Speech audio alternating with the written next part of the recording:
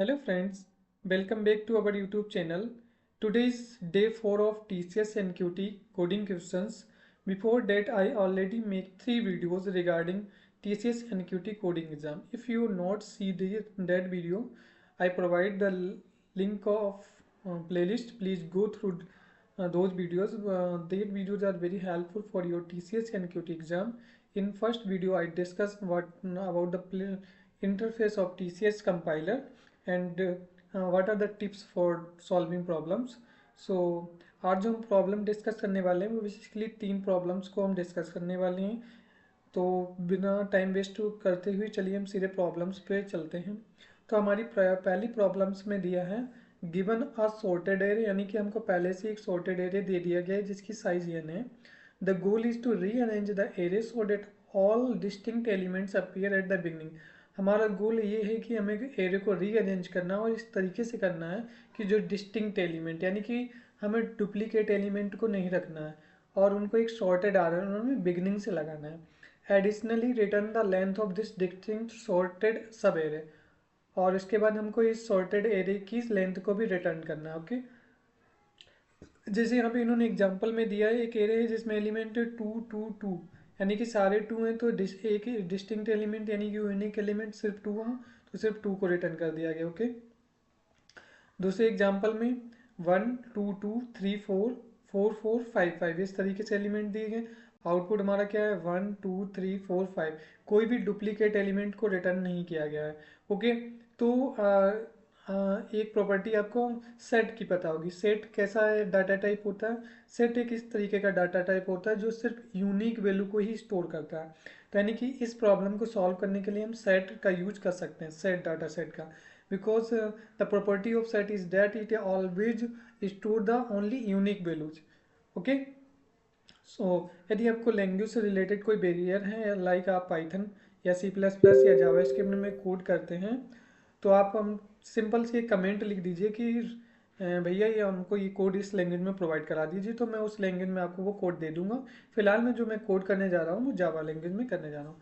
तो जावा का सिंटेक्स लिख लेते हैं। सबसे पहले हमको एक क्लास क्रिएट करनी है, तो हम क्लास, और क्लास जो बनती है वो फाइल नेम से बनती है, तो फाइल का नेम मेरी फोर्थ है। तो इस तरीके से फिर basic sentence public static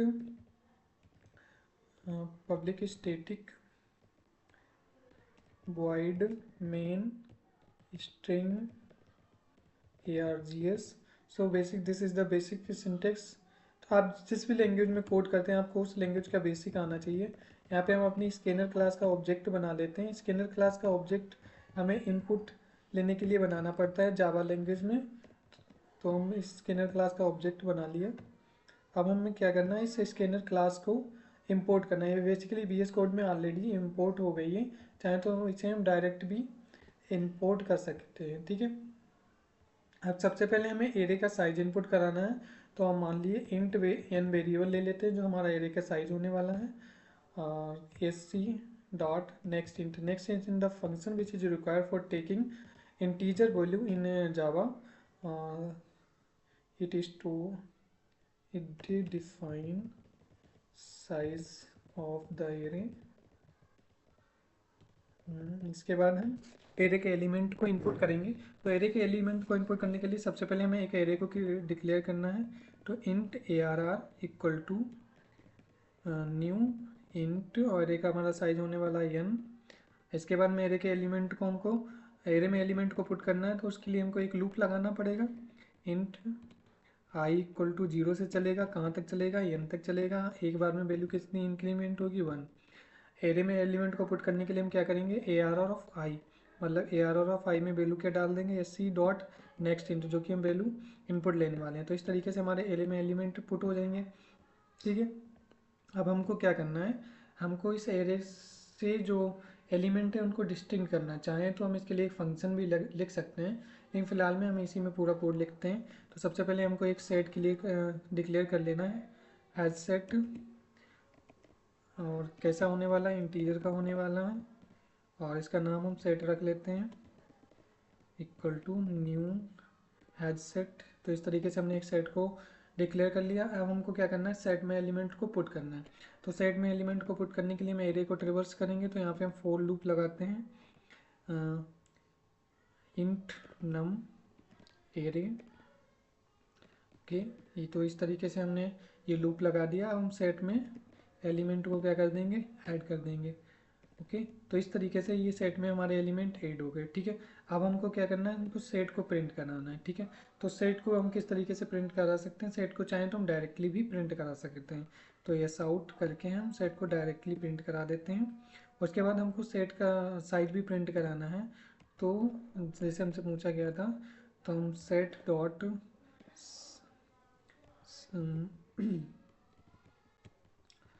set dot size function होता है। आप मेक श्योर कर लें, आप जिस भी लैंग्वेज में कोड लिख रहे हैं उसके आपको सारे फंक्शन सब कुछ याद होना चाहिए, क्योंकि वहाँ पे जो TCS का कंपाइलर होता है वो आपको किसी भी प्रकार का सजेशन नहीं देगा, आपको सारा कोड खुद से ही लिखना पड़ेगा। ओके, तो ये इस तरीके से मेरा प्रोग्राम बन के तैयार हो गया। अब हम चलिए इस प्रोग्राम को रन कर लेते हैं। तो इस प्रोग्राम को रन करने के लिए सबसे पहले हम अपने TCS के फोल्डर में जाते हैं और उसके बाद हम कंपाइल कमांड डालते हैं कंपाइल करने के लिए। तो जावा कोड को कंपाइल करने की कमांड होती है जावा सी, और फाइल का नाम फोर्थ डॉट जावा। ठीक है, by default is take fifth, तो फिर से हम कंपाइल करते हैं फोर्थ फोर्थ। ठीक है, इसके बाद रन करने की कमांड होती है जावा फोर्थ डॉट जावा। तो इस तरीके से हमारी जो फाइल है वो रन, प्रोग्राम हमारा रन हो चुका है। और ये हमने कोई भी मैसेज नहीं दिया तो इसलिए नहीं पूछ रहा है। तो हमको सबसे पहले एरे का साइज़ डालना है। तो एरे का साइज़ यहाँ पे पहले इनपुट में कितना है 5, तो हम यहाँ पे कितना पुट कर देंगे 5। ठीक है, अब हमको एरे के एलिमेंट डालने हैं। पहला 2 है, दूसरा भी 2 है, तीसरा भी 2 है, चौथा भी 2 है और पाँचवा भी 2 है। अब मेरा आउटपुट क्या आना चाहिए 2 और 1। अब देखो ये हमारा 2 आउटपुट आ गया जो कि हमारा 2 था, और इसका साइज़ भी बना गया। अब हम दूसरे इनपुट के लिए इसको रन करते हैं। दूसरे इनपुट में मेरे कितने एलिमेंट हैं 1 2 3 4 5 6 7 8 9। तो हम एरे का साइज करते हैं 9।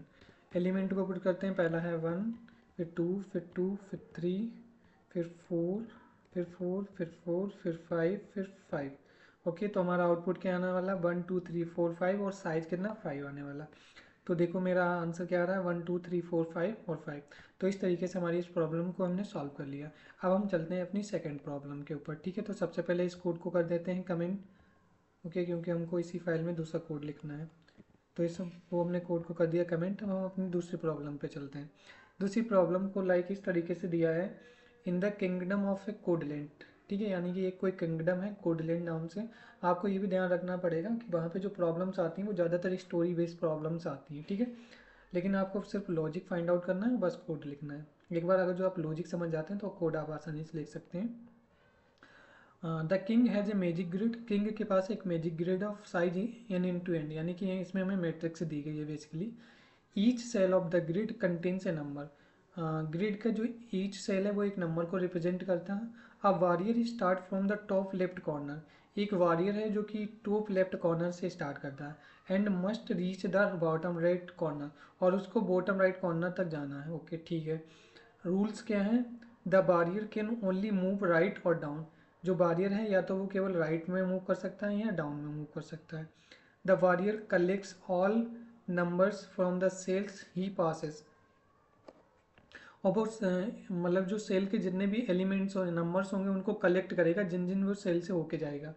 The goal is to find the path with the maximum sum of collected numbers. तो हमारा गोल है कि वो जिस भी पाथ से होके जाए वो मैक्सिमम हो। ठीक है, इनपुट में आपको इस तरीके से एक एन मिलने वाला है जो साइज ऑफ ग्रिड होगी। एन इंटू एन मैट्रिक्स बनाना है आपको। ठीक है, मतलब एन दिया जाएगा और आपको एन इंटू एन मैट्रिक्स बनाना है। आउटपुट में क्या है, print the maximum some of the warrior can collect. जैसे इनपुट इन्होंने इस तरीके से दिया है, मान लो ये मैट्रिक्स दी है 1 2 3 4 8 2, और आउटपुट इनका आ रहा। चलो हम इसको आपको डिजिटल बोर्ड पे समझाते हैं, आपको आसानी से समझ में आएगा। तो इसको हम लेके चलते हैं अपने डिजिटल बोर्ड पे। आपको चलिए हम इसको आपको डिजिटल बोर्ड पे समझाने के लिए लेके चलते हैं। तो सबसे पहले इसको हमको करना है डाउन, और हम चलते हैं अपने डिजिटल बोर्ड पे। तो ये हमारे सामने ये मैट्रिक्स आ गई। ठीक है, अब हमको क्या करना है, हमको फाइंड आउट करना है मैक्सिमम पथ। ठीक है, अब मैक्सिमम पथ के लिए देखो, अगर जो हमें यहाँ पे कोई एक वॉरियर यहाँ पे खड़ा हुआ है। ठीक है, वॉरियर यहाँ पे खड़ा हुआ है। अब वॉरियर अगर जो यहाँ से जाएगा तो वो देखेगा यहाँ पे 2 है और यहाँ पे देखेगा 4 है। तो उसको मैक्सिमम फाइंड आउट करना है तो वो किधर जाएगा, 4 की तरफ जाएगा। ठीक है, इस नंबर को हम लिख लेते हैं क्योंकि ये थोड़ा बड़ा आ रहा है। जैसे ये 1 और इधर 2 और इधर 3 और नंबर 1 मिनट देख लेता हूँ, 4 8 2, ये 4, ये 8 और ये 2 और ये 1। राइटिंग थोड़ी ख़राब है तो उसको आप इग्नोर कीजिएगा। 1 5 3। ओके, अब हमारा टास्क है इस मैट्रिक्स में मैक्सिमम पाथ को फाइंड करना। अब मान लो कोई भी वारियर है जो यहाँ पे खड़ा हुआ है, ठीक है, तो वो यहाँ से चलना स्टार्ट करेगा। वो दो तरफ चल सकता है, या तो राइट में या तो फिर डाउन में।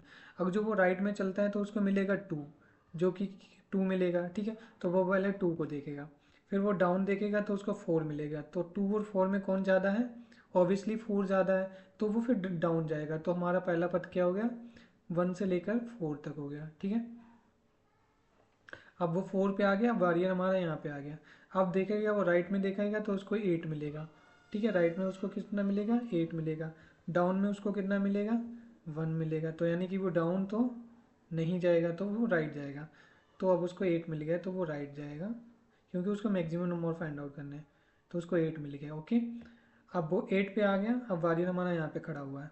ठीक है, अब वॉरियर इधर देखेगा तो उसको राइट में 2 मिलेगा, नीचे देखेगा तो उसको क्या मिलेगा, 5 मिलेगा। ओके, तो उसको क्या मैक्सिमम नंबर लेना है, तो यानी कि 2 तो हमारा कैंसिल हो गया, तो 5 को लेगा। तो 8 के बाद हमारा एलिमेंट क्या आने वाला है, 5 आने वाला है। ठीक है, तो ये 5 हो गया। ओके, अब वो 5 पे आ गया। अब देखो वो राइट में ही जा सकता है क्योंकि वो डाउन तो जा नहीं सकता, डाउन तो खत्म हो गया, तो वो इधर जाएगा। तो 5 के आगे कितना जाएगा, 3 जाएगा।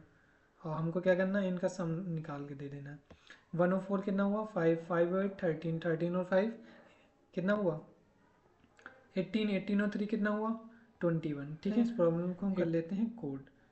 ठीक है, तो इस प्रॉब्लम को चलिए अब हम कर लेते हैं कोड। तो प्रॉब्लम को कोड करने के लिए सबसे पहले हमको एक क्लास बनानी है। तो क्लास 4th और फिर पब्लिक स्टैटिक वॉइड मेन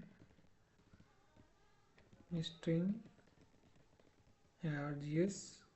इसके बाद हमको स्कैनर क्लास ले लेनी है इनपुट लेने के लिए। Scanner sc equal to new scanner और सिस्टम डॉट इन। इस तरीके से हमने एक क्लास ले ली। अब सबसे पहले हमको इसको इंक्लूड भी करना पड़ेगा। तो import Java dot यूटिल dot stick हमने इनपुट कर लिया। सबसे पहले हमको एन लेना है, जो कि मैट्रिक का क्या होगा, मैट्रिक को डिफाइन करेगा, उसमें कितनी रो हैं कितनी कॉलम है।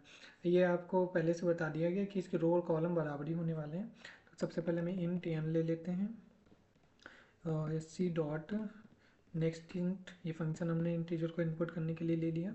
अब हमारी हो गई। उसके बाद हमको उसमें मैट्रिक्स एक बनानी है। तो इंट मैट्रिक्स के लिए ग्रिड ले लेते हैं, ग्रिड नाम से। और हमको ये मैट्रिक्स बनानी है तो इक्वल टू न्यू इंट, भाई हमारा साइज़ कितना होने वाला है, एन, और रो का भी साइज एन और कॉलम का भी साइज एन। ठीक है, अब हम इसमें एलिमेंट को पुट कराते हैं। तो एलिमेंट को पुट कराने के लिए जब भी हम मैट्रिक्स में एलिमेंट को पुट कराते हैं तो हमको 2 लूप लगाने पड़ते हैं, एक रो के लिए एक कॉलम के लिए। तो ये एन तक चलने वाला है, आई प्लस प्लस।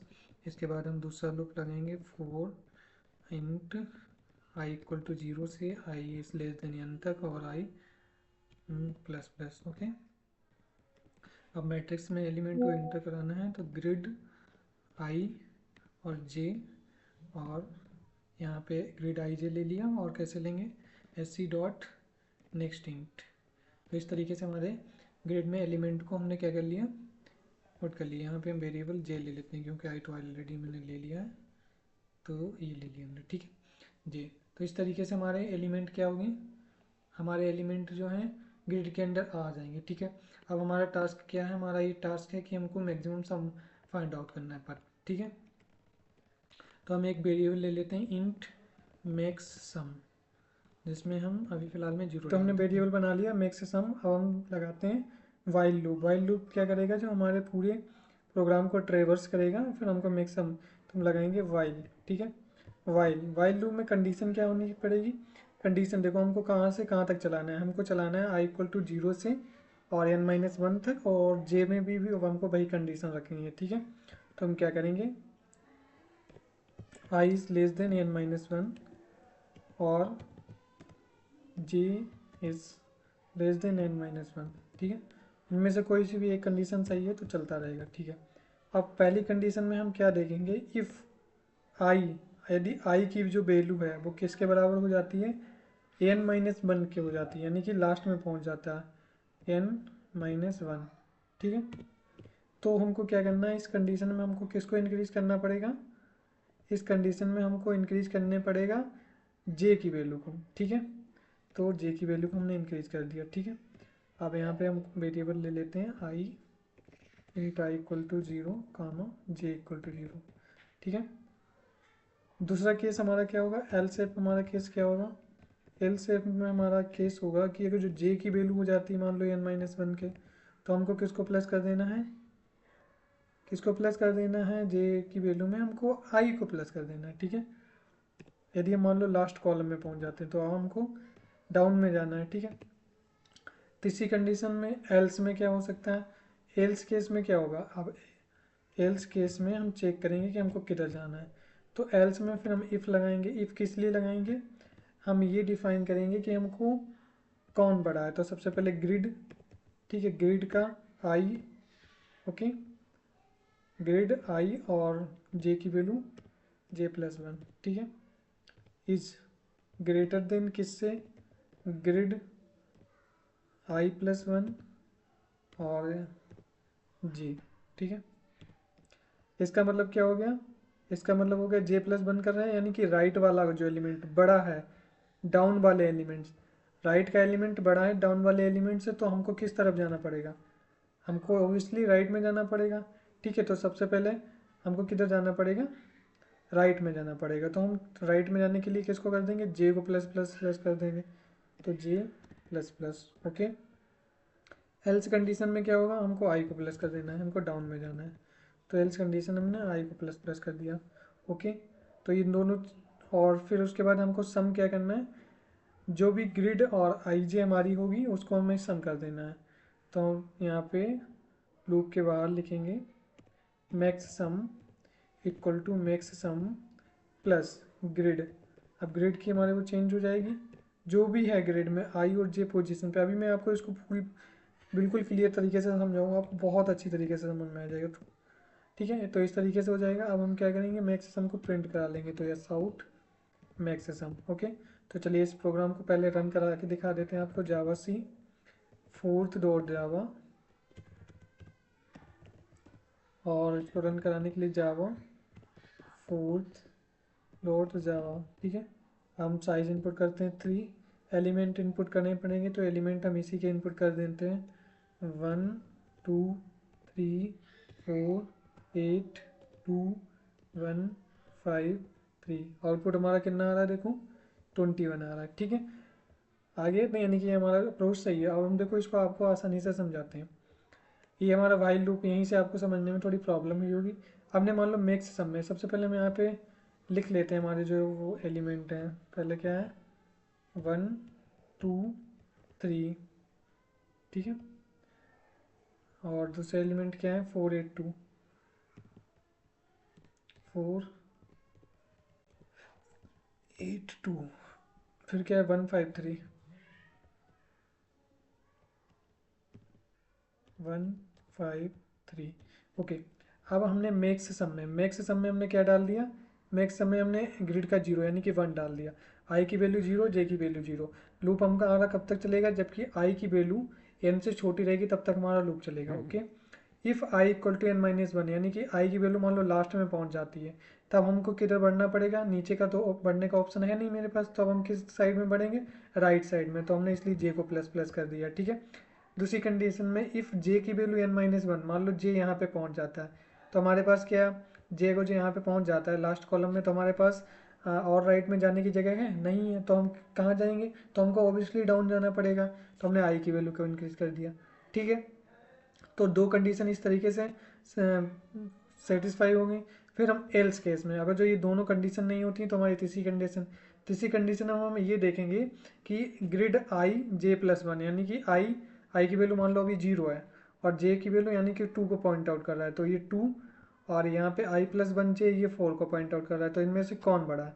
इनमें से बड़ा है 4 बड़ा है, तो एल्स का केस चलेगा, तो हमको किसको प्लस प्लस कर देना, i को, तो हम यहाँ पे आ जाएंगे। ठीक इसी तरीके से आज प्रोसेस चलेगी। आई होप ये प्रॉब्लम आपको समझ में आ गई होगी। अब हम चलते हैं अपनी तीसरी प्रॉब्लम पे। सबसे पहले इस प्रॉब्लम को कमेंट आउट कर देते हैं, क्योंकि हमें तीसरा कोड भी इसी फाइल में लिखना है।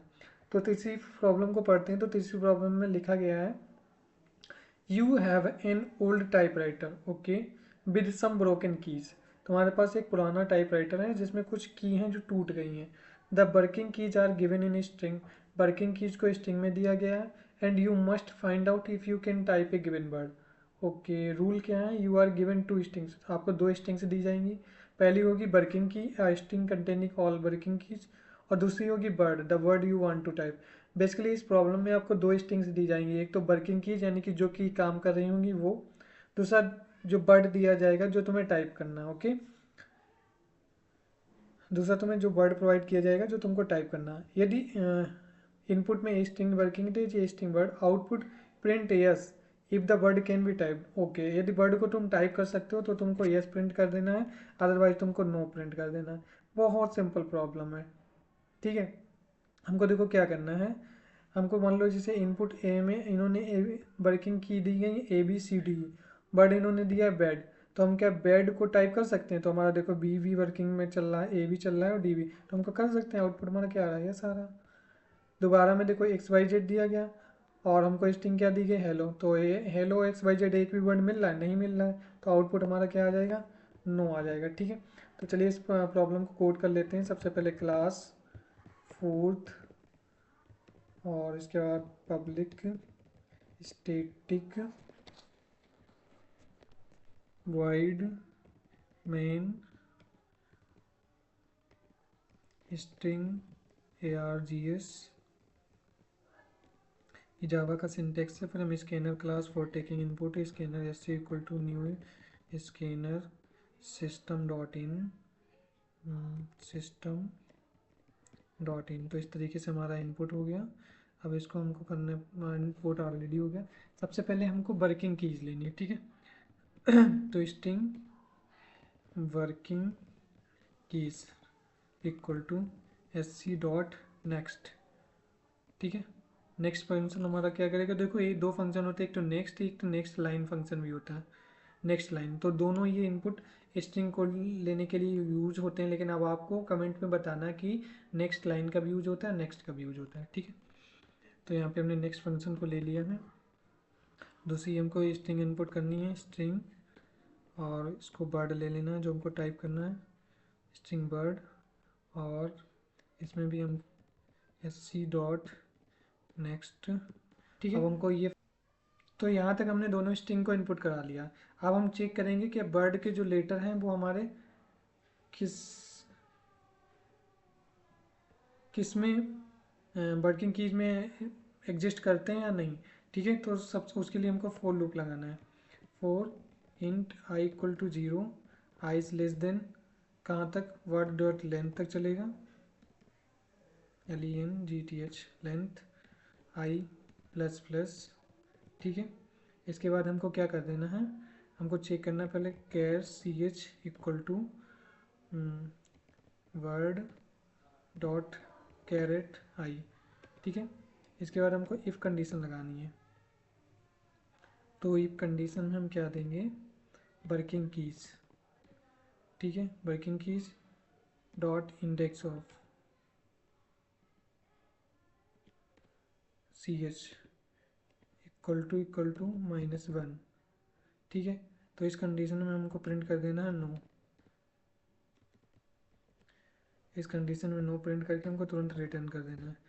अदरवाइज हमको अगर जो ये रिटर्न नहीं करता है तो हमको लास्ट में यस प्रिंट कर देना है और SC को क्लोज कर देना है, SC डॉट क्लोज। ओके, देखो सबसे पहले क्या होगा, हम वर्ड डॉट के रेट, मतलब वर्ड में जो हाई पोजीशन पे जो भी कैरेक्टर पड़ा होगा ये उसको पिक कर लेगा कैरेक्टर 6, तो CH में हमारा वो कैरेक्टर आ गया।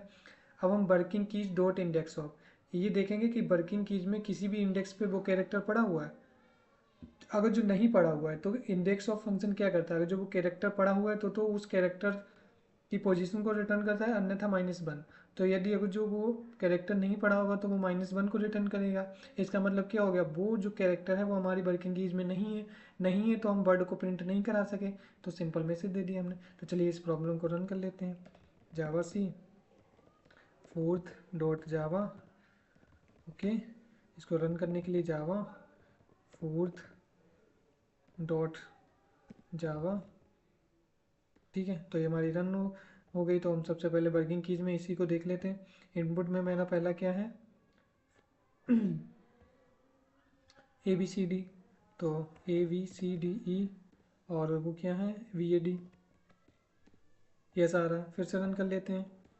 आपकी हमको डालना है XYZ, तो XYZ स्ट्रिंग डालनी, हेलो HE हेलो आना चाहिए, नो सो नो आउटपुट आ रहा है। आई होप ये प्रॉब्लम को आप बहुत अच्छी तरीके से समझ गए होंगे। यदि आपको कोई भी डाउट है इस प्रॉब्लम को लेके तो आप हमसे इस प्रॉब्लम को लेके कोई भी डाउट है तो आप मैसेज कर सकते हैं। और यदि आपको वीडियो अच्छा लगा हो तो प्लीज़ लाइक करना ना भूलें। और इससे पहले कि जो भी मैंने वीडियो बनाए हैं प्लीज़ उन वीडियो को जाके गो थ्रू कर लें। इसमें अभी मैंने सवाल इजी टाइप के क्वेश्चन को डिस्कस किया है। आगे आने वाले वीडियो में हम जो हार्ड टाइप के क्वेश्चन हैं उनको भी डिस्कस करने वाले हैं। अभी आप इजी जो कोडिंग प्रॉब्लम्स हैं उनको हमने अभी डिस्कस किया है। Okay, all the best for your exam.